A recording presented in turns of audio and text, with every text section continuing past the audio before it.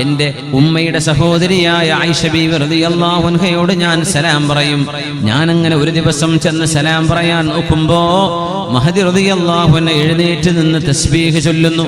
മഹദി പിന്നെ ഖുർആൻ ഓതുന്ന നിസ്കാരത്തിലേക്ക് പ്രവേശിക്കുന്നു, ഖുർആൻ ഓതുന്നു.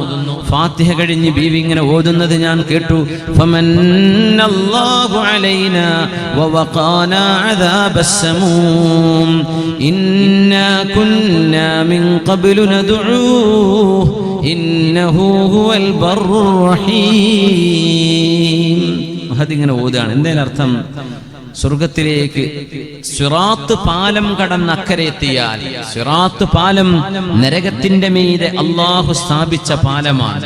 ജിസ്റുൻ മദ്റൂബുൻ അലാ മത്നി ജഹന്നം അഹദ്ദു മിനസ് സൈഫി മുടിയേക്കാൾ നേർത്തതും വാളിനേക്കാൾ മൂർച്ചയേറിയതുമായ ഒരു ബ്രിഡ്ജ് നരകത്തിന്റെ മീതെ. നമ്മളൊക്കെ കടന്നു പോകണം. അല്ലാഹു നമ്മെ സലാമത്തിലാക്കി തരട്ടെ. നമ്മുടെ മാതാപിതാക്കളെ, നമ്മുടെ ദീനിന്റെ സഹായികളായ നമ്മളെല്ലാവരെയും അല്ലാഹു സലാമത്തിലാക്കി തരട്ടെ. എത്ര വലിയ ഒരു ത്യാഗമാണ് റബ്ബേ. അമ്പിയാക്കന്മാരൊക്കെ പോകും, ഉമ്മത്തികൾ കിടക്കുമ്പോൾ നബിതങ്ങൾ ആ ബ്രിഡ്ജിന്റെ തലക്ക് നിൽക്കുന്നതാണ്. അവിടെ നിന്ന് പറയും അല്ലാഹുമ്മ സല്ലിം അല്ലാഹുമ്മ സല്ലിം അല്ലാഹുമ്മ സല്ലിം. പടച്ചവനെ രക്ഷപ്പെടുത്തണേ. അല്ലാഹുവേ എൻ്റെ ഉമ്മത്തിയാണ് ഈ പോകുന്ന, രക്ഷപ്പെടുത്തണേ. റബ്ബേ എൻ്റെ ഉമ്മത്തിയാണ് ഈ പോകുന്ന, രക്ഷപ്പെടുത്തണേ. അത് ഹബീബ് പറയണമെങ്കിൽ ഹബീബിന്റെ മേൽ സ്വലാത്ത് ചൊല്ലണ്ടേ. 5 നേരത്തെ നിസ്കാരം നമുക്ക് കൊണ്ടുതന്ന ഹബീബ്, ആ ഏൽപ്പിച്ചത് നമ്മൾ മുറുകെ കൊണ്ടു നടക്കണ്ടേ മുഅ്മിനെ. അല്ലാഹു നമ്മളോട് കരുണ കാണിച്ചുവല്ലോ. നരകത്തിന്റെ അദാബ് അല്ലാഹു നമുക്ക് തൊടാതെ രക്ഷപ്പെടുത്തിയല്ലോ. ഇന്നാ കുന്നാ മിൻ ഖബ്ലു നദ്ഉ, നമ്മൾ അല്ലാഹുവിനോട് ദുആ ചെയ്യുന്നവരായിരുന്നുവല്ലോ. ദുനിയാവിൽ ദുആ ഇരക്കണം, അല്ലാഹുവേ രക്ഷപ്പെടുത്തണേ. ഇന്നഹു ഹുവൽ ബർറുർ റഹീം. ഖാസിം റഹ്മത്തുള്ളാഹി അലൈഹി പറയുന്നു, ആ പാരായണം മഹദി തുടർന്നുകൊണ്ടേയിരിക്കുകയാണ്. ഞാൻ മദീനയുടെ സൂക്കിലേക്ക് പോയി എളാമയോടൊന്ന് സലാം പറയാമെന്നതാ. എളാമ ഖുർആനിലാണ്, നിസ്കാരത്തിലാണ്. അങ്ങനെ ഓതുകയാണ്, നിസ്കാരത്തിൽ നിന്നുകൊണ്ട് ഓതുകയാണ്. ഞാൻ അങ്ങാടിയിൽ പോയി തിരിച്ചു വന്നു. അപ്പോഴും ബീവി ഓതിക്കൊണ്ടിരിക്കുകയായിരുന്നു. فمن الله علينا ووقانا عذاب السموم إنا كنا من قبل ندعوه إنه هو البر الرحيم فذكر فما أنت بنعمة ربك بكاهن ولا مجنون. അത് സിദ്ദീഖ് എന്നവരുടെ മോള് ആയിഷ റളിയല്ലാഹു അൻഹ. ഇനി ഫാറൂഖ് എന്നവരുടെ മകൾ ഹഫ്സ റളിയല്ലാഹു അൻഹ ഹബീബിന്റെ ഭാര്യയാണ്. നിബിതങ്ങളുടെ ഭാര്യമാരുമായി ഒരു പിണക്കം നടന്ന കാലം. നിബിതങ്ങളുടെ ഭാര്യമാരെ അല്ലാഹുവിന്റെ റസൂൽ അവർക്ക് ഭൗതിക സാഹചര്യങ്ങൾ വേണമെന്ന ഡിമാൻഡിന്റെ മേൽ അവരെ ത്വലാഖ് ചൊല്ലി മറ്റൊരാളെ വിവാഹം ചെയ്യാൻ അനുമതി നൽകണോ എന്ന് തീരുമാനിച്ച് അവരുടെ വിഷയത്തിൽ തീരുമാനമെടുക്കാൻ പോകുമ്പോ ജിബ്രീൽ അലൈഹിസ്സലാം ഓടി വന്ന് നിബിതങ്ങളോട് പറയുന്നു, റാജിഅ ഹഫ്സ ഫഇന്നഹാ സവ്വാമത്തുൻ ഖവ്വാമ. നബിയെ, ഹഫ്സ ബീവിയെ അങ്ങ് സ്വീകരിക്കണേ. ഹഫ്സ ബീവിയെ അങ്ങ് കൈവടിയരുതേ. അവരങ്ങയുടെ ഭാര്യയായിട്ട് തന്നെ തുടരണം നബിയെ. ഫഇന്നഹാ സവ്വാമത്തുൻ ഖവ്വാമ. അവരൊരുപാട് നിസ്കരിക്കുന്നവരാണ്, ഒരുപാട് നോമ്പെടുക്കുന്നവരാണ്. ഇവരൊക്കെ ചെറിയ പ്രായക്കാരാണ്, യുവതികളാണ്, പക്ഷെ ഇബാദത്തിൽ മുമ്പിലാണ്. മുഅ്മിനത്തുകളെ, സീരിയലും സിനിമയും തീർന്നിട്ട് ഈ ലോകത്ത് മരിക്കാൻ വരെ നേരം കിട്ടൂല. യൂട്യൂബിലെ വീഡിയോ കണ്ട് തീർന്നിട്ട് മരിക്കാൻ നേരം കിട്ടൂല. നമ്മൾ അതിന്റെ പിന്നാലെ പോവല്ലേ. നമുക്ക് ചെയ്യേണ്ട ഒരുപാട് കാര്യങ്ങൾ ചെയ്യാനില്ലേ, സമയം കൊല്ലല്ലേ. മുആദത്തുൽ അദവിയ എന്നൊരു മഹദിയെ നമുക്ക് പരിചയപ്പെടാം. അത് മഹാനായ ഒരു പണ്ഡിതന്റെ ഭാര്യയാണ്. സുലത്ത് ബിനു അശ്യം റളിയല്ലാഹു തആല അൻഹു താബിഇയാണ്. അവരുടെ ഭാര്യയായി ജീവിതത്തിലേക്ക് കടന്നു വരുന്ന മുആദത്തുൽ അദവിയ്യ, റാബിഅത്തുൽ അദവിയ്യ ബീവിയെ പരിചയപ്പെട്ടിട്ടുണ്ട് അല്ലേ? അവരുടെ മഖാം ഫലസ്തീനിലാണ് റാബിഅത്തുൽ അദവിയ്യ റളിയല്ലാഹു അൻഹ. മസ്ജിദുൽ അഖ്സയിൽ നിന്ന് തൊട്ടപ്പുറത്ത് സൈത്തൂൻ മലയുണ്ട്, മൗണ്ട് ഒലീവ്. സൽമാൻ അൽ ഫാരിസി തങ്ങളെ സിയാറത്ത് ചെയ്താൽ ഒന്നുകൂടെ മുമ്പോട്ട് ഒരു ഇറക്കത്തിലേക്ക് ചെന്നാൽ അവിടെയാണ് റാബിഅത്തുൽ അദവിയ്യ റളിയല്ലാഹു അൻഹ. വലിയ ഫഖീഹത്തും വലിയ ആബിദത്തുമായിരുന്ന മഹദി. അതുപോലെ അറിയപ്പെട്ട ഒരു മഹദിയാണ് മുആദ് സ്വഹാബിയുണ്ട്, മുആദ എന്ന താബിഇയ്യത്താണ്.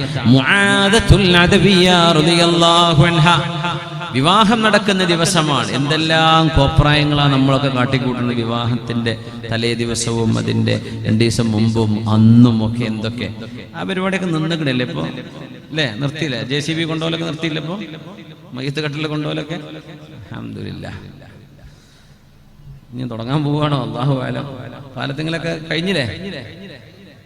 ഉണ്ടാവില്ല. അൽഹംദുലില്ലാഹ്. ഉണ്ടാവാൻ സമ്മതിക്കുകയും ചെയ്യരുത്. അതാ ഞാൻ പറയുന്നത്. ഒരു ഇബാദത്തല്ലേ, അന്ന് കോപ്രായത്തരം കാട്ടരുത്. ജീവിതത്തിലെ ബർക്കത്ത് നഷ്ടപ്പെടും. ഇന്ന് പ്രശ്നം എന്താ വെച്ചാൽ കല്യാണം നിയന്ത്രിക്കുന്ന കുട്ടികളാണ്. വീട്ടിലത്തെ വാപ്പിയും പൈസ അങ്ങനെ കൊടുക്കാന്നല്ലാണ്ട്. അപ്പൊ ആരാ ഈ പരിപാടിയൊക്കെ, ഈ നമുക്ക് പറ്റാത്ത ഈ പരിപാടിയൊക്കെ ആരാ കൊണ്ടുവന്നത്? ഭയങ്കര നിശാ നൈറ്റുകളും എന്താ പറയാ നൃത്ത സംഗീതങ്ങളും ഒക്കെ. അത് പിന്നെ കുട്ടികളെ ഓരോതല്ല, അവര് നമുക്കറിയില്ല ആര് കാരണന്മാര് പറയാം ഒരേ പൈസ കൊടുക്കണത് ആ കുട്ടികള്. എന്നാ പിന്നെ കുട്ടികളെ പൈസ കൊടുക്കട്ടെ, അവര് നടത്താൻ നമ്മൾ നടത്തി കൊടുക്കുക. അപ്പൊ നമ്മൾ അവരൊരുപോലെ കുറ്റക്കാരാണ്, ഒരുപോലെ കുറ്റക്കാരാണ്. ഞാനീ പറയുന്ന ഈ ചരിത്രം ഞാൻ തന്നെ വായിച്ചതിൽ അത്യപൂർവമായ അത്ഭുതമുള്ളൊരു ചരിത്രമാണ്. വളരെ ചെറിയൊരു സംഭവമാണ്. ഒരു പുതിയാപ്പിളക്ക് ഫസ്റ്റ് നൈറ്റിൽ കിടന്നുറങ്ങാൻ കഴിയാതെ ഇബാദത്തിലായി കഴിഞ്ഞ ഒരു അനുഭവമാണ് സുലത്ത് ഇബ്നു അശ്യം റഹ്മത്തുള്ളാഹി അലൈഹി. അദ്ദേഹം വലിയൊരു മഹാനാണ്. അദ്ദേഹത്തിന്റെ മറ്റൊരു ചരിത്രമുണ്ട്. സിംഹം വന്ന് കാബൂളിൽ ഒരു ധർമ്മ സമരം നടക്കുമ്പോൾ സുലത്ത് ഇബ്നു അശ്യം റഹ്മത്തുള്ളാഹി അലൈഹി അവരുടെ മുമ്പിൽ ഒരു സിംഹം വന്നുപെട്ട ഒരു രംഗമുണ്ട്. അത് മറ്റൊരു ചരിത്രം. ഇതിലേക്ക് വരാം. മുആദത്തുൽ അദവിയ്യ റളിയല്ലാഹു അൻഹയെ വിവാഹം ചെയ്യുകയാണ് സുലത്ത് ഇബ്നു അശ്യം തങ്ങള്. അപ്പൊ അന്ന് കുളിപ്പുരകളാണ്, അന്ന് പെയ്ഡ് ബാത്റൂമുകളുള്ള കാലമാണ്. വീട്ടിൽ കുളിപ്പുരകൾ ഉണ്ടാവില്ല. ചൂടുവെള്ളം കിട്ടണമെങ്കിൽ ചൂടുവെള്ളം കൊടുക്കുന്ന കുളിപ്പുരകളുണ്ട്. അത് നമ്മള് ഇപ്പൊ ബാംഗ്ലൂരിലൊക്കെ ഇപ്പുണ്ടോന്ന് അറിയില്ല, ബസ് ഇറങ്ങി ചെന്നാൽ കുളിക്കാൻ ഒരു ചെറിയ ചന്ദ്രിക സോപ്പും ഒരു തോർത്തും തന്നിട്ട് 10 രൂപ 20 രൂപ കൊടുത്താൽ കുളിക്കാൻ പറ്റുന്ന സംവിധാനം അല്ലെ? എപ്പോഴും ഉണ്ടാവും അല്ലേ? ബാംഗ്ലൂർക്കാരൊന്നുമില്ലേ?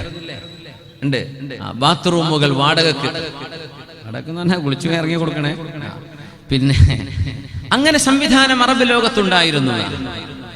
അപ്പോ സുലത്ത് ഇബ്നു അശ്യം തങ്ങളെ അന്ന് അത് ഒരു ഇന്നത്തെ സവാന അല്ലെങ്കിൽ സ്റ്റീം ബാത്ത് എന്നൊക്കെ പറയുന്ന സംവിധാനങ്ങൾ അന്നത്തെ രീതിയിൽ അന്നുണ്ട്. സ്റ്റീം ബാത്ത് ഉണ്ട് അവിടെ, ചുടുവെള്ളം കൊണ്ട് ആവി പിടിക്കലും ഒക്കെ ഉണ്ട്. അതിനൊക്കെ ഇച്ചിരി എക്സ്പെൻസീവ് ആണ്. അതൊക്കെ കൂടുതൽ ഉണ്ടായിരുന്നത് ഷാമിലാണ്, ഡമസ്കസിലായിരുന്നു, ഫലസ്തീനിലായിരുന്നു. പക്ഷേ മദീനയുടെ പരിസരങ്ങളിൽ ഒക്കെ ഒരൽപ്പമെങ്കിലും അല്പം വളരെ ചെറിയ രീതിയിൽ കണ്ടിട്ടുണ്ട്. കൂടുതൽ അങ്ങ് നോർത്ത് വെസ്റ്റിലായിരുന്നു കൂടുതൽ ഉണ്ടായിരുന്നത്. ഇരിക്കട്ടെ, സുലത്ത് ഇബ്നു അശ്യം തങ്ങളെ മഹാനവറുകളുടെ സഹോദരപുത്രൻ നമുക്ക് നല്ലൊരു ഫ്രഷ് കുളിച്ച് പുതിയാപ്പിളായി പോവല്ലേ, മഹാനവറുകളെ കുളിപ്പിക്കാൻ കൊണ്ടുപോയി. അദ്ദേഹം ഒരു ആബിദാണ്, ചെറുപ്പക്കാരനാണ്, ഭയങ്കര ഇബാദത്താണ്. അപ്പോ അവിടെ ചെന്ന് നോക്കുമ്പോ തിളച്ച വെള്ളമാണ്. ചുടുവെള്ളം വീട്ടിലുണ്ടാക്കാൻ കഴിയില്ല. ആ വെള്ളം മിക്സ് ചെയ്തിട്ടാണ് കുളിക്കുക. അപ്പൊ നല്ല ആവിയും ചൂടുമൊക്കെ കിട്ടുന്ന ഒരു, അന്നൊക്കെ തണുപ്പ് നാടാണ്. ഷാമൊക്കെ തണുപ്പുള്ള നാടാണ്. ഈ സമയത്തൊക്കെ അവിടെ നല്ല മഞ്ഞ് പെയ്യുന്നുണ്ടോ എന്ന് സംശയമുണ്ട്. ഇപ്പോഴൊക്കെ ജോർഡാനിലൊക്കെ നല്ല തണുപ്പാണ്, നല്ല തണുപ്പാണ്. ഒരു യൂറോപ്പിന്റെ അക്കരെ മെഡിറ്ററേനിയൻ കടലല്ലേ ഫലസ്തീന്റെ പരിസരത്ത്. മെഡിറ്ററേനിയൻ കടന്നാൽ സൈപ്രസിന്റെ അപ്പുറത്ത് ഇറ്റലിയും ഫ്രാൻസും ജർമ്മനിയും ഒക്കെ കിടക്കുകയാണ്. അപ്പോ ഒരു യൂറോപ്പിന്റെ ഒരു കാലാവസ്ഥയുടെ ടച്ച് വരും. അങ്ങ് ലെബനോൻ, സിറിയയുടെ ഭാഗങ്ങളിലൊക്കെ ജോർഡാനിലൊക്കെ നല്ല തണുപ്പാണ്. ഇപ്പൊ നല്ല തണുപ്പുള്ള സമയമാണ്. ഇരിക്കട്ടെ, മഹാനായ സുലത്ത് ഇബ്നു അശ്യം തങ്ങള് അതിലേക്കണ്ട് കയറിയപ്പോൾ മഹാന് ഖബറും പരലോകത്തിന്റെ പേടിയും വേദനയും ഹിസാബും ഒക്കെ ഓർമ്മ വന്നു. റബ്ബേ, ഈ തിളച്ച വെള്ളം നരകവാസികൾക്ക് കുടിക്കാൻ കൊടുക്കുന്ന തിളച്ച വെള്ളമല്ല റബ്ബേ. ഈ ഇരുട്ടുമുറിയിൽ എന്നെ ഈ വെച്ച് ഈ ആവി പിടിപ്പിക്കുന്നത് നരകത്തിന്റെ ആവിയാകുമോ? സമൂമുൻ ഹമീം. എന്നിട്ട് പേടിച്ചു മഹാനവറുകൾ. അങ്ങനെ കല്യാണത്തിന്റെ ആ വൈകുന്നേരമാണ്. കുളിയൊക്കെ കഴിഞ്ഞ് പുതിയ പെണ്ണിന്റെ അരികത്തേക്ക് മുആദത്തുൽ അദവിയ്യ റളിയല്ലാഹു തആല അൻഹയുടെ അരികത്തേക്ക് പുതിയാപ്പിളയെ ആനയിച്ചു. അസ്സലാമു അലൈക്കും എന്ന് പറഞ്ഞു. മഹാനവറുകൾ നേരെ മുസല്ല വിരിച്ചു. അല്ലാഹു അക്ബർ. നിസ്കാരത്തിലേക്ക് പ്രവേശിച്ചു. അപ്പൊ പുതിയണ്ണ് പിന്നെ എന്താ ഇപ്പൊ എന്റെ ഭർത്താവിന്റെ കഥ എന്ന് പറഞ്ഞിരുന്നില്ല. അവരും പോയി wudu എടുത്തു, മുസല്ല വിരിച്ചു. അല്ലാഹു അക്ബർ. രണ്ടാളും സലാം വീട്ടി. അപ്പൊ അടുത്ത റക്അത്ത് നിസ്കരിക്കാൻ തോന്നി. ഒരു റക്അത്ത് രണ്ടും കൂടെ കഴിയട്ടെ. പുതിയണ്ണ് അപ്പുറത്തുണ്ട്, പുതിയാപ്പിള ഇവിടെ ഉണ്ട്. രണ്ടാളും നിർത്തണോ നിർത്തണ്ടേ? സുബ്ഹാനല്ലാഹ്. നേരം വെളുക്കുന്നവരെ നിസ്കരിച്ചു. അതിൽ ജ്യേഷ്ഠന്റെ മകൻ വന്ന് ചീത്ത പറഞ്ഞു, ഇങ്ങനെ പുതിയാപ്പിള ചെയ്യല്, നേരം വെളുക്കുന്നവരെ നിസ്കരിക്കാനാ പോയി കല്യാണം കഴിച്ചു കൊടുത്തത്? നിങ്ങളൊന്ന് വർത്തമാനം അറിഞ്ഞിരിക്കേണ്ട, ഒന്ന് പരിചയപ്പെടേണ്ട ദിവസമല്ലേ ഇത്? എന്ത് പരിപാടിയാണ്? അപ്പൊ പറഞ്ഞു, സഹോദര, ദക്കർതനിൽ ആഖിറ, പരലോകം നീ എനിക്ക് ഓർമ്മപ്പെടുത്തി, ഞാൻ അതിൽ പേടിച്ചുപോയി. ഇങ്ങനൊരു സംഭവം ചരിത്രത്തിൽ അത്യപൂർവമാണ്. അത് സുലത്ത് ഇബ്നു അശിയം റഹ്മത്തുള്ളാഹി അലൈഹിയിൽ സംഭവിച്ചൊരു അത്ഭുതമാണ്. അവരുടെ ഭാര്യയും അങ്ങനെ തന്നെയാണ്, മുആദത്തുൽ അദവിയ്യ റളിയല്ലാഹു തആല അൻഹ. മഹാന്റെ കൂടെ ഒരു യുദ്ധത്തിന് സംബന്ധിച്ചപ്പോ അവര് പറയാണ്, ഒറ്റക്ക് കുറ്റിക്കാടിന്റെ മറവിൽ പോയി മഹാൻ നിസ്കരിക്കുമായിരുന്നു. അപ്പോ ഞാൻ പിന്നാലെ കൂടി, ഒരാൾ പറയുന്നു, ഞാൻ പിന്നാലെ ചെന്നു, എന്താണ് അവർ ചെയ്യുന്നത് എന്ന്. യസീദ് ഇബ്നു വാഹിദ് റഹ്മത്തുള്ളാഹി അലൈഹി അദ്ദേഹം പറഞ്ഞു, ഞാനൊരു മരത്തിന്റെ മീതെ കയറി ഞാൻ താഴെ നിന്നു. അപ്പോഴാണ് ഒരു സിംഹത്തിന്റെ ഗർജനം കേൾക്കുന്നത്. ഞാൻ പേടിച്ചു. ഞാനങ്ങ് മരത്തിന്റെ മീതെ കയറി. എല്ലാവരും ഉറങ്ങാണ്, സൈന്യം. രാത്രിയിൽ അവർ വിശ്രമിക്കുകയാണ്. പക്ഷേ സുലത്ത് റഹ്മത്തുള്ളാഹി അലൈഹി നിസ്കാരത്തിലാണ്, തഹജ്ജുദിൽ. സുബ്ഹാനല്ലാഹ്, ആ സിംഹം വന്നു. ഞാൻ എന്നെ കടിക്കുമോ എന്ന് പേടിച്ച് മരത്തിന്റെ മുകളിൽ പേടിച്ചു നിൽക്കുകയാണ്. സുലത്ത് റഹ്മത്തുള്ളാഹി അലൈഹി റുകൂഉം സുജൂദൊക്കെ കൂളായി ആ സിംഹം അരികത്ത് വന്ന് മഹാനവറുകളുടെ മുമ്പിൽ വന്ന് ചെറിയ റോറിംഗ് ശബ്ദമുണ്ടാക്കി വരുന്നു. നിസ്കാരം മുറിച്ചില്ല. റബ്ബേ, സലാം വീട്ടുന്നവരെ ആ സിംഹം അരികത്ത് ഇങ്ങനെ ചാരിങ്ങനെ നിന്നിങ്ങനെ പോയി. മഹാനായ റഹ്മത്തുള്ളാഹി അലൈഹിയെ ഒന്നും ചെയ്തില്ല. ആ നോക്കി നിന്ന ആള് പറയാൻ, യസീദ് ഇബ്നു വാഹിദ് എന്നവർ പറഞ്ഞു, ഞാൻ വിചാരിച്ചു ഇപ്പൊ കടിക്കും. ഇപ്പൊ കടിച്ചില്ല. റുക്കൂയിൽ കടിക്കുമായിരിക്കും, അപ്പോഴും കടിച്ചില്ല. സുജൂദിലെത്തിയ ഉറപ്പായിട്ട് തലക്ക് കടിക്കുമായിരിക്കും, കടിച്ചില്ല. ഇങ്ങനൊരു മഹാത്ഭുതം ഞാൻ മഹാനെ കണ്ടു. എന്നിട്ട് ഞാൻ നേരം വെളുക്കുന്നവരെ ആ മഹാന്റെ പിന്നിൽ നിന്നു. ആ മഹാൻ കരഞ്ഞുകൊണ്ട് ദുആ ചെയ്യുന്നുണ്ട് അല്ലാഹുവിനോട്. ആ ദുആ എന്നെ കരയിപ്പിച്ചു. പക്ഷേ ഞാനിത് കാണുന്നത് അവരറിഞ്ഞിട്ടില്ല. അങ്ങനെ സുബ്ഹിയാകുന്നതിന്റെ മുമ്പ് ക്യാമ്പിൽ എല്ലാവരും ഉറങ്ങുന്നിടത്തേക്ക് ഇദ്ദേഹം തിരിച്ചു വന്നു. എന്നിട്ട് പുതപ്പിനടിയിൽ ചെന്നിട്ട് സുബ്ഹിക്ക് എഴുന്നേൽക്കുമ്പോൾ ഒരാൾ ഊരുവലിഞ്ഞ് ഉറക്കം തീരാതെ എഴുന്നേൽക്കുന്ന ഒരാളെ പോലെ, ഉറങ്ങിയ ആളെ പോലെ നടിച്ചുകൊണ്ട് അദ്ദേഹം എഴുന്നേൽക്കുന്നതും ഞാൻ കണ്ടു. വളരെ റാഹത്തിൽ അവർ സുബ്ഹി നിസ്കരിച്ചു. ഞാൻ മെല്ലെ പോയിട്ട് ചോദിച്ചു, അല്ല, ഇന്നലെ സിംഹം വന്നതും നിങ്ങളാ ദുആയിരുന്നതും ഞാൻ കണ്ടിട്ടുണ്ട് കേട്ടോ. നിന്നോട് ഞാൻ മരണം വരെ മിണ്ടൂല എന്ന് പറഞ്ഞു സുലത്ത് ഇബ്നു അശിയം റഹ്മത്തുള്ളാഹി അലൈഹി. നീ ഇത് ഫ്ലാഷ് ആക്കാൻ പോവാണല്ലേ? നമ്മളൊക്കെ സെൽഫി എടുക്കൂലേ സിംഹത്തിന്റെ മുമ്പിൽ? സുബ്ഹാനല്ലാഹ്. ഞാൻ നിന്നോട് മരണം വരെ മിണ്ടൂല, നീ എന്നെ പറ്റിച്ചല്ലേ, ഞാൻ ചെയ്തത് നീ എന്തിനാ നോക്കാൻ വന്നത്? അതാണ് പറഞ്ഞത്. തോന്നിവാസം ചെയ്തതല്ലത്, നന്മ ചെയ്തത് മറച്ചു വെക്കാൻ. അതാണ് മുഅ്മിനീങ്ങളുടെ സ്വഭാവം. അങ്ങനെ ആവേണ്ടത്. ഒരു കാര്യം ചെയ്യുമ്പോഴേക്കും 10 ചെയ്തതായിട്ട് അങ്ങ് പ്രഖ്യാപിക്കുക, അങ്ങോട്ട് പരസ്യപ്പെടുത്തുക, അങ്ങനെയല്ല. നമ്മൾ ചെയ്യുന്ന തിന്മകൾ നമ്മൾ മറച്ചു വെക്കണില്ലേ? നമ്മുടെ നന്മയും മറച്ചു വെച്ചേക്കും.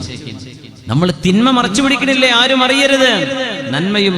അത് മഹദിയായ റാബിഅത്തുൽ അദവിയ്യ റളിയല്ലാഹു അൻഹയുടെ വാക്കാണ്. നമ്മൾ മുആദത്തുൽ അദവിയ്യയാണ് ഈ പരിചയപ്പെടുന്നത്.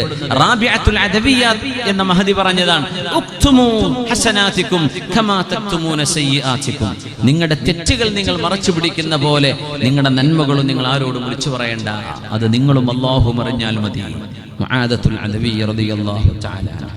യാ അല്ലാഹ്, സഹോദരിമാരെ, സഹോദരങ്ങളെ, ഇങ്ങനെ ജീവിച്ച ആളുകളെ പോലെ നമുക്ക് ആവാൻ കഴിഞ്ഞില്ലെന്ന് വന്നേക്കാം. എന്നാലും ഇങ്ങനെയൊക്കെ ഉണ്ട് ഈ ജീവിതം. ഇത്രമേൽ സാർത്ഥമാക്കിയെടുക്കാം, അർത്ഥമുള്ളതാക്കി എടുക്കാൻ കഴിയുമെന്നെങ്കിലും നമ്മളൊന്ന് ആലോചിക്കേണ്ടേ? മഹദി റളിയല്ലാഹു തആല അൻഹ രാത്രിയായാൽ ഈ പുതിയ പെണ്ണ് മഹദിയായ മുആദത്തുൽ അദവിയ്യ റളിയല്ലാഹു അൻഹ പറയും, നേരം വെളുത്താൽ അല്ലാഹു എനിക്കൊരു പകല് തന്നു, ഈ പകലിൽ ഞാൻ മരിച്ചേക്കാം. അപ്പൊ രാത്രി വരെ ഇബാദത്താണ്. രാത്രി അബ്ബേ ഈ ഉറക്കത്തിൽ ഞാൻ മരിച്ചാലോ, അപ്പോഴും ഇബാദത്താണ്. അറിയാതെ ഉറങ്ങിപ്പോകുന്ന ഉറക്കമൊഴികെ മഹാനായ സാബിത്തുൽ ബുനാനി റഹ്മത്തുള്ളാഹി അലൈഹി അവരുടെ ഭർത്താവ് സുലത്ത് ബിൻ അശീം തങ്ങളും അവരുടെ മോനും ഷഹീദായ വിവരം മഹദി റളിയല്ലാഹു തആല അൻഹയെ അറിയിക്കുകയാണ്. ആ രംഗം സാബിത്തുൽ ബുനാനി തങ്ങൾ റിപ്പോർട്ട് ചെയ്യുന്നുണ്ട്. ഭർത്താവ് മരിച്ചു, സുലത്ത് ബിൻ അശീം എന്നവരാ യുദ്ധത്തിൽ. മകനും മരിച്ചിട്ടുണ്ട്.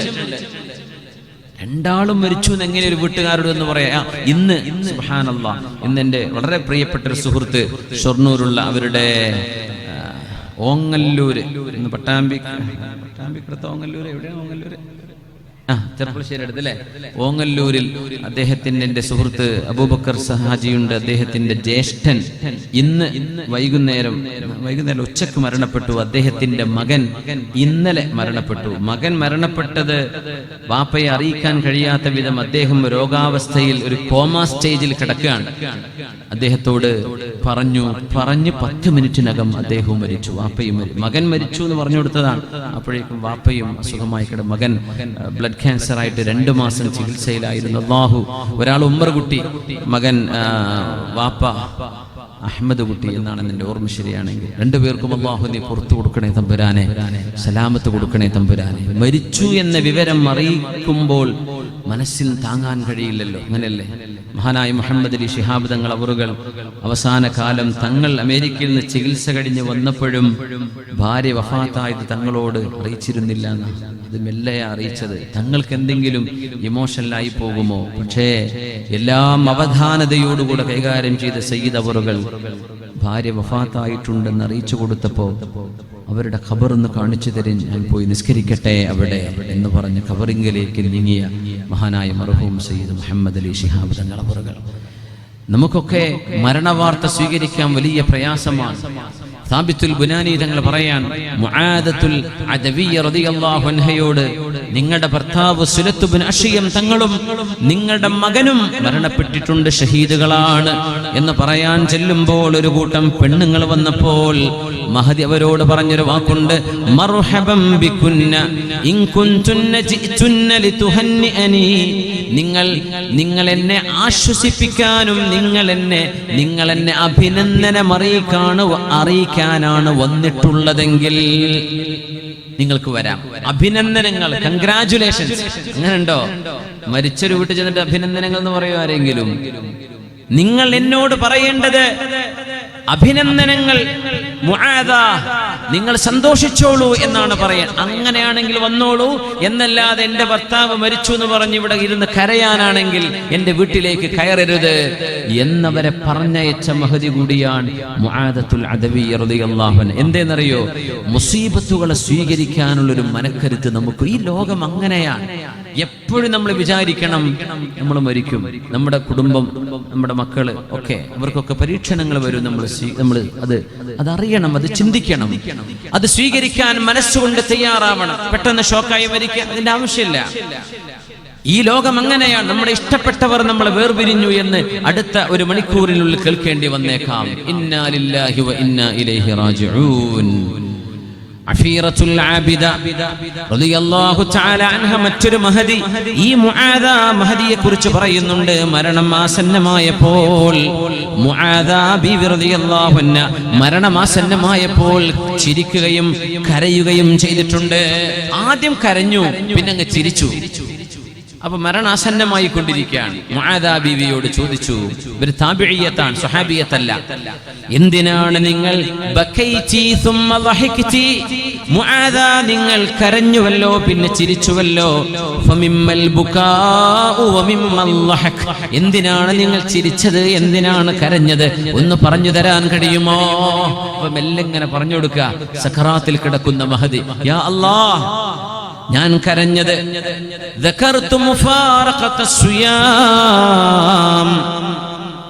ഈ ലോകത്തോട് വിട പറയുമ്പോൾ ഇനി നോമ്പെടുക്കാൻ കഴിയില്ലല്ലോ എന്ന് ഞാൻ ഓർത്തുപോയി. നിസ്കരിക്കാൻ കഴിയില്ലല്ലോ എന്ന് ഓർത്തുപോവുകയാണ്. അപ്പോഴെനിക്ക് സങ്കടം തോന്നി. എന്നോടൊരാൾ പറഞ്ഞു, രാത്രിയാവാൻ കൊതിയാണിപ്പോ, തഹജ്ജുദ് നിസ്കരിക്കാലോ എന്ന് വിചാരിച്ചിട്ട് രാത്രിയാവാൻ കൊതിയൂറി നടക്കുകയാണ്. അതൊക്കെ ഒരു വലിയ ഈമാനിന്റെ വാക്കാണ്. അള്ളാഹു നമുക്കൊക്കെ ആ ആനന്ദം നൽകി അള്ളാഹു അനുഗ്രഹിക്കട്ടെ. രാത്രിയാവാൻ കൊതിച്ച് പകല് മുഴുവൻ രാത്രിയുണ്ടല്ലോ, എനിക്ക് അള്ളാഹുവിനോടൊന്ന് തുറന്ന് സംസാരിക്കണം, എനിക്ക് റബ്ബിന്റെ മുമ്പിൽ എന്റെ വിഷയം രാത്രി വരുന്നുണ്ടല്ലോ. അൽഹംദുലില്ലാഹ്. എന്താണ് പറയണത് മുഅ്മിനെ? ഒരു തലശ്ശേരിയുള്ള ഒരാളാണ് പറഞ്ഞത്, യാ അല്ലാഹ്, നമുക്കൊക്കെ അള്ളാഹു ഈമാൻ നൽകട്ടെ. എന്താണ് പറയുന്നതൊക്കെ? സത്യസന്ധമായിട്ട് പറയാം, വേറൊന്നും കിട്ടാനൊന്നുമില്ലല്ലോ, ആരും അറിയിക്കാനൊന്നും അല്ലല്ലോ. അത് തഹജ്ജുദിനൊരു ആനന്ദം വരുന്നു. ഞാൻ കരഞ്ഞത് ഇനി അല്ലാഹുവിനെ സുബ്ഹാനല്ലാഹ് പറയാൻ എന്റെ നാവ് കൊണ്ട് കഴിയില്ലല്ലോ. മരിക്കല്ലേ, സ്വലാത്തിന്റെ മജ്ലിസിൽ ഇനി ഇരിക്കാൻ കഴിയില്ലല്ലോ. അതുകൊണ്ടാണ് ഞാൻ കരയാൻ തുടങ്ങിയത്, കൊണ്ടാണ് ഞാൻ കരഞ്ഞത്. പിന്നെ ഞാൻ ചിരിക്കാൻ കാരണം, ഇന്നി നളർതു ഇലാ അബി സുഹ്ബാ, ഞാൻ മരിക്കാൻ പോകുന്ന ഈ നേരത്ത് എന്റെ ഭർത്താവ് അബു സുഹ്ബാ, അതായത് സുലത്ത് ബിൻ അശിയം റഹ്മത്തുള്ളാഹി അലൈഹി, സുഹ്ബാഇന്റെ ഉപ്പ, എനിക്ക് അബു സുഹ്ബാഇനെ കാണാൻ കഴിഞ്ഞു. മരിക്കുമ്പോൾ അങ്ങനെ കാണാൻ കഴിയുന്ന, മരിച്ചു കഴിഞ്ഞാൽ അതിലേറെ കാണും. മലക്കുകളെ മരിക്കാൻ പോകുന്ന ഒരാൾ കാണുന്ന, മരിച്ചാൽ അതിലേറെ കാണും. മുൻകർ നക്കീർ അലൈഹിസ്സലാമിനെ കാണൂലേ? ജനാസ അനുഗമിക്കുമ്പോൾ മലക്കുകളെ കാണും മയ്യിത്ത്. പരിശുദ്ധ നബി തങ്ങൾ പറഞ്ഞു സ്വല്ലല്ലാഹു അലൈഹി വസല്ലം, മരണം ശരിക്കങ്ങ് ദേഹത്തിൽ കയറി തുടങ്ങിയാൽ കാണാത്ത ലോകങ്ങൾ കാണും. അത് വിഭ്രാന്തിയല്ല, മാനസിക അവസ്ഥ നിലതെറ്റലൊന്നും അല്ല. അത് നബി തങ്ങൾ പറഞ്ഞു, മനുഷ്യന് കാണാൻ കഴിയും, നിങ്ങൾക്ക് കാണാൻ കഴിയും, നിഷേധിക്കുന്നതൊക്കെ കണ്ണുകൊണ്ട് കാണാൻ കഴിയും. അബു സുഹ്ബാഇനെ ഞാൻ കണ്ടു. ഖദ് അഖ്ബല ഫീ സുഹ്നി ദാരിൻ അലൈഹി ഹുല്ലതാനി ഖുദ്റാൻ, നല്ല മനോഹരമായ ഒരു വീടിന്റെ മുന്നിൽ എന്റെ ഭർത്താവ് മരണപ്പെട്ടു പോയ ഷഹീദായ സുലത്ത് ബിൻ അശിയം തങ്ങൾ അബു സുഹ്ബാ മനോഹരമായ 2 പച്ച പുതപ്പ് ധരിച്ചുകൊണ്ട് നിൽക്കുന്നത് കണ്ടു. വകാന ഫീ നഫരിൻ, എന്റെ ഭർത്താവിന്റെ ചുറ്റും വേറെയും ഒരുപാട് ആളുകളുണ്ട്. വല്ലാഹി മാ റഅയ്തു ലഹും ഫിദ്ദുന്യാ ശബഹ, ഈ ലോകത്ത് കാണുന്ന ഒരു മനുഷ്യരെ പോലെയുമല്ല, അത്രമേൽ സൗന്ദര്യമുള്ള ഒരു കൂട്ടം ആളുകൾക്കിടയിൽ എന്റെ ഭർത്താവ് മനോഹരമായ ഒരു വീടിന്റെ മുന്നിൽ നല്ല മനോഹരമായ 2 പച്ച പുതപ്പ് പുതച്ച് നിൽക്കുന്ന സന്തോഷത്തിന്റെ മുഖം ഞാൻ കണ്ടു. എനിക്ക് ഉറപ്പാവുകയാണ്, എന്നെ സ്വർഗലോകത്തേക്ക് കൊണ്ടുപോകാൻ വിളിക്കാൻ വന്ന പോലെ. അതുകൊണ്ടാണ് ഞാൻ ചിരിച്ചത് എന്ന് മുആദത്തുൽ അദവിയ്യ റളിയല്ലാഹു അൻഹാ. അല്ലാഹു നമുക്കൊക്കെ ഹുസ്നുൽ ആഖിബത്ത് അല്ലാഹു തരട്ടെ, ഹുസ്നുൽ ഖാതിമ, മരിക്കുമ്പോൾ നല്ല നിലയ്ക്ക് മരിക്കാനുള്ള ഭാഗ്യം അല്ലാഹു തരട്ടെ. സിനിമ പാട്ടും പാടി നടന്നാൽ അത് പാടിയിട്ടായിരിക്കും മരിക്കാം. സിനിമ ഇഷ്ടപ്പെടുന്ന ആളുകൾ സിനിമ കണ്ടിട്ട് ഇങ്ങനെ റിമോട്ട് ഓഫാക്കാൻ മറന്നിട്ട് ആകാരം മരിക്കാം. കള്ളുടിയന്മാരത് കുടിച്ചിട്ടായിരിക്കും മരിക്കാൻ. വ്യഭിചാരികൾ വ്യഭിചരിച്ച് ഇങ്ങനെ കിടക്കുന്ന ജനാപത്ത് പോലും കുടിച്ചിട്ടുണ്ടാവില്ല, അപ്പോഴായിരിക്കും മരിക്കാൻ. അള്ളാഹു കാത്ത് രക്ഷിക്കട്ടെ. തിന്മ ചെയ്യുന്നവർ, സ്ഥിരം കൊണ്ടു നടക്കുന്നവർ ആ തിന്മയിലായിട്ടാണ് മരിക്കുക. സജ്ജനങ്ങൾ നന്മ ചെയ്യുന്നവർ ആ നന്മയിലായിട്ടാണ് മരിക്കുക. എങ്ങനെ മരിച്ചുവോ അങ്ങനെയാണ് അള്ളാഹുവിന്റെ അടുത്തേക്ക് പുനർജന്മം നൽകപ്പെടുന്നത്. നാളെ ഇങ്ങനെ ആടിങ്ങനെ വരുന്ന ആൾക്കാരുണ്ടാവും, 4 കാലിൽ. ദുന്യാവിൽ കള്ളുടിച്ച് മരിച്ചതാണ്, വരാൻ കാണാൻ കഴിയും. എങ്ങനെ ഇവിടെ മരിച്ചു അങ്ങനെയാണ് പുനർജന്മം അള്ളാഹു നൽകുന്നത്. മഅദല്ലാഹ്, അള്ളാഹു സ്വാലിഹീങ്ങൾക്ക് നൽകുന്ന പുനർജന്മം അള്ളാഹു നമുക്കും നൽകട്ടെ. ആമീൻ യാ റബ്ബൽ ആലമീൻ. മഹദി റളിയല്ലാഹു തആല അൻഹ ജീവിക്കാൻ ഇഷ്ടപ്പെടുന്ന നേരത്തെ മഹദി ജീവിതത്തിന്റെ ആനന്ദം ഏത് വഴിയിലൂടെയാണെന്ന് പറഞ്ഞു. എന്റെ ഭർത്താവ് ഷഹീദാണ്, സുലത്ത് ബിൻ അശിയം എന്നവർ ലോകത്തോട് വിട പറഞ്ഞതിൽ പിന്നെ മഹദി റളിയല്ലാഹു അൻഹു ഒരു തലയണ വെച്ച് ഉറങ്ങിയിട്ടില്ലത്രേ. മകളോട് പറഞ്ഞു, അത് മുലകുടി ബന്ധമുള്ള ഒരു മോളാണ്, അവരോട് പറഞ്ഞു, മോളെ വല്ലാഹി യാ ബുനയ്യ, എന്റെ മോളെ, എന്റെ ഭർത്താവിന്റെ മരണശേഷം ഞാൻ ജീവിക്കാൻ ഇഷ്ടപ്പെടുന്നത് നല്ല ഭക്ഷണം കഴിക്കാനോ അല്ലെങ്കിൽ ഇവിടെ ആസ്വദിക്കാനോ അല്ല, പക്ഷേ ഞാൻ ജീവിക്കാൻ ഇനി ഇഷ്ടപ്പെടുന്നത് അല്ലാഹുവിലേക്ക് വസീലകളിലൂടെ അല്ലാഹുവിലേക്ക് അടുക്കാനാണ്. ജീവിച്ചിരിക്കുമ്പോഴല്ലേ നന്മ ചെയ്യാൻ കഴിയുകയുള്ളൂ. ലഅല്ലഹു യജ്മഉനി വബൈന അബിസ്സുഹ്ബാ വവലദിഹി ഫിൽ ജന്ന. നാളെ സ്വർഗ്ഗത്തിൽ അബുസ്സുഹ്ബാന്റെ കൂടെ എൻ്റെ മകന്റെ കൂടെ സ്വർഗ്ഗത്തിൽ ഒരുമിച്ച് കൂടാൻ ഞാനൊന്ന് അധ്വാനിക്കണ്ടേ? അതിനാണ് ഞാൻ വരുന്നത്, അതിനാ ഞാൻ ഇനി ജീവിക്കുന്നത്. മരിച്ചത് പുഞ്ചിരിച്ചുകൊണ്ട്. ഉമ്മമാരെ, നമ്മുടെ മക്കളൊക്കെ മദ്രസയിലേക്കെങ്കിലും ഒരു നല്ല രീതിയിൽ പറഞ്ഞയച്ച് അവർക്കൊരു സന്തോഷം വരുന്ന രീതിയിൽ അവരെ ഒരുക്കി കൊടുത്ത്. ഒരു കുട്ടി ഇങ്ങനെ മദ്രസക്ക് റബീഉൽ അവ്വലിന് പ്രസംഗിക്കുന്ന ഒരു പ്രസംഗം കണ്ടല്ലോ, ഉമ്മമാരൊന്നും രാവിലെ ഭക്ഷണം ഉണ്ടാക്കി കൊടുക്കണില്ല, ഇവർക്ക് അടുക്കള മുമ്പ് സമരത്തിന് ഇറങ്ങാൻ പോവാന്നൊക്കെ പറഞ്ഞിട്ട് വളരെ അല്ലേ, എന്തൊരു നല്ലൊരു പവർഫുൾ സ്പീച്ചാണത്. രാവിലെ കുട്ടിക്ക് ബിസ്ക്കറ്റും തണുത്ത ചായയും കൊടുത്തിട്ടാണ് വിടുന്നത്. പിന്നെ എങ്ങനെ ഞങ്ങൾക്ക് ഉസ്താദിന്റെ വക രണ്ടടി വേറെയും, അങ്ങനെ ആകെ ഉറക്കം തൂങ്ങി ഉന്മേഷമില്ലാതെ മദ്രസക്ക് പോകുന്നത്. ഞങ്ങൾക്കൊരു നല്ല ഭക്ഷണന്മാരെ ഈ വാട്സപ്പൊക്കെ ഒന്ന് കൂട്ടിച്ചുണ്ടാക്കി തന്നൂടെ? ഇനിയും ഒരു നല്ല ചായയും കടിയും തരുന്നില്ലെങ്കിൽ ഞങ്ങൾ ഇനി അടുക്കളുടെ മുമ്പിൽ നിരാഹാര സമരം കിടക്കാൻ തന്നെ തീരുമാനിച്ചു എന്നൊക്കെ പറഞ്ഞ് ഒരു കൊച്ചു കുട്ടിയുടെ ഒരു രസകരമായ ഒരു ഭാഷണം. അതൊക്കെ റബീഉൽ അവ്വലിന്റെ സമയത്തേ കിട്ടുള്ളൂ. അത് ഹറാമെന്ന് പറഞ്ഞിടന്നാൽ പിന്നെ ഇതൊന്നും കേൾക്കാനുള്ള അവസരം ഉണ്ടാവില്ല. അപ്പോ ഇതൊരു വലിയ മെസ്സേജാണ്. നമ്മൾ നമ്മുടെ ദീനിനോട് കാണിക്കുന്ന അഭിനിവേശം, അതിനോട് കാണിക്കേണ്ട സ്നേഹം, അത് കുറഞ്ഞു പോകുന്നതിന്റെ ഒരു ലക്ഷണമാണത്. സ്കൂളിലേക്ക് പോകണമെങ്കിൽ ഷൂ ഒക്കെ കറക്റ്റ് തന്നെയല്ലേ? സോക്സ് എടുത്തില്ലേ? നിറം മാറിയിട്ടൊന്നുമില്ലല്ലോ? റൈറ്റ് ടു ലെഫ്റ്റ് ഒക്കെ ഓക്കെ അല്ലേ? ബാഗ് എടുത്തോ, അതെടുത്തോ, ഇതെടുത്തോ, ബസ് വരാനായി ഇപ്പൊ തന്നെ പോയിരുന്നോ? മദ്രസക്ക് ആ കുട്ടി പല്ലും തേക്കാണ്ടങ്ങ് എഴുന്നേറ്റ് ഉമ്മ വന്നതും പോയതും വന്നതും ഉമ്മ അറിഞ്ഞിട്ടില്ല, അപ്പോഴൊക്കെ ഉമ്മ ഉറങ്ങുകയാണ്. അങ്ങനത്തെ എത്ര വീടുകളുണ്ട് മുമ്പിനെ? നമ്മൾ ആലോചിച്ച് നോക്കി. എന്താണെന്നറിയോ, നമുക്കതിന്റെ വില മനസ്സിലാവാത്തത്. ഒരു ഇസ്ലാമിലേക്ക് കടന്നു വന്ന ഒരു പുതു മുസ്ലിം, അവരുടെ കൽബിലെ ഈമാനെങ്കിലും നമുക്ക് വേണമെന്ന് പറയാം. അവരുടെ കൽബിലെ ഈമാൻ എത്ര വലിയ ഈമാനാണ് അവർക്ക്. നമുക്കിതിന് വെറുതെ കിടും.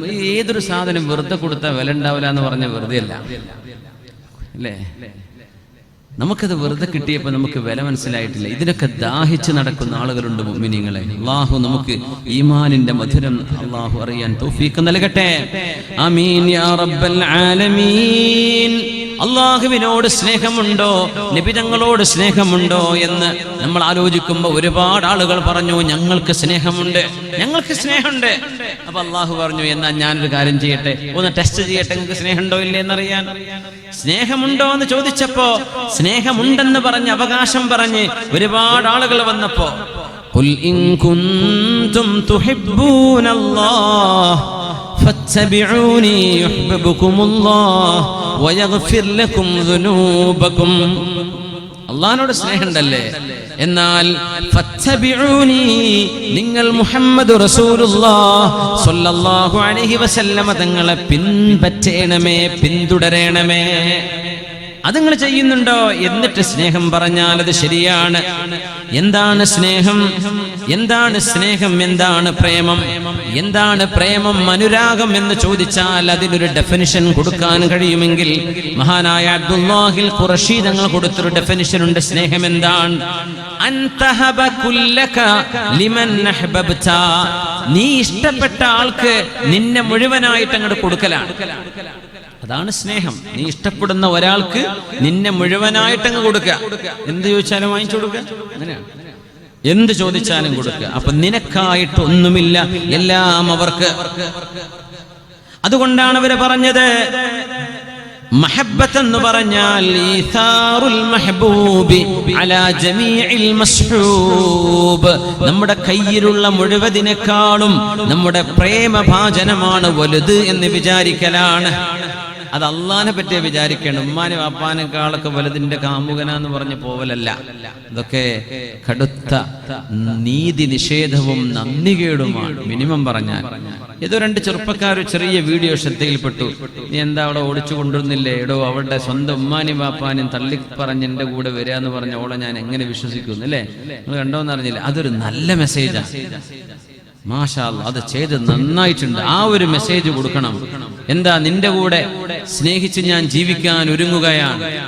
ഈ 20 വയസ്സുള്ള മോള് സമപ്രായക്കാരനോ മുതിർന്നാളോ ആയ തൻ്റെ കാമുകനോട് പറയാൻ, എന്നാലേ ഞാൻ എൻ്റെ ആങ്ങളെയും പെങ്ങളെയും എൻ്റെ ഉമ്മാനും എൻ്റെ നാട്ടുകാരെയും എൻ്റെ മഹല്ലും എൻ്റെ മദ്രസയും എൻ്റെ പഠിച്ച സർട്ടിഫിക്കറ്റ് അതൊക്കെ ഞാൻ മാറ്റിവെച്ച് നിന്റെ കൂടെ വരാം.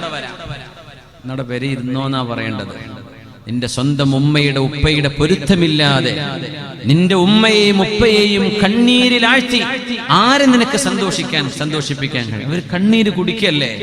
ഓടിയവർ മുഴുവൻ തളർന്നിരിക്കുകയാണ്, ഓടിപ്പോയവർ മുഴുവൻ വേണ്ടില്ലായിരുന്നു എന്ന് ഒരു ആവേശമാണ്. ചിലതെങ്കിലും വശംവതരാക്കാൻ വേണ്ടി കൈവിഷം പോലെയുള്ള സിഹറുകൾ ചെയ്തുകൊണ്ടെങ്കിലും ഇണയെ അല്ലെങ്കിൽ തന്റെ കൂട്ടുകാരിയെ വശംവതരാക്കാൻ സിഹറ് പോലും ഉപയോഗിക്കുന്നുണ്ടെന്നാണ് അറിഞ്ഞത്. അങ്ങനെ പിന്നെ അവർക്ക് രക്ഷപ്പെടാൻ കഴിയില്ല. ആര് പറഞ്ഞാലും പിന്തിരിയൂല, എന്ത് ഉപദേശിച്ചാലും അവർക്ക് തിരിയില്ല. അതൊരു വലിയ അപകടമാണ്. അതിനവസരങ്ങൾ ഉണ്ടാവാതിരിക്കട്ടെ. കുഴിയിൽ വീണിട്ട് വീഴണ്ടായിരുന്നു എന്ന് ചിന്തിച്ചിട്ട് കാര്യമില്ല. അത് വീണു, എല്ലാവരും കണ്ടു. അങ്ങനെയാണ്. അത് വീഴാതെ സൂക്ഷിക്കുക. അതുകൊണ്ട് സ്നേഹം അള്ളാഹു നൽകിയ വഴികളിലൂടെ ആവട്ടെ, അത് അനധികൃതമായ വഴികളിലൂടെ പോവാതിരിക്കട്ടെ.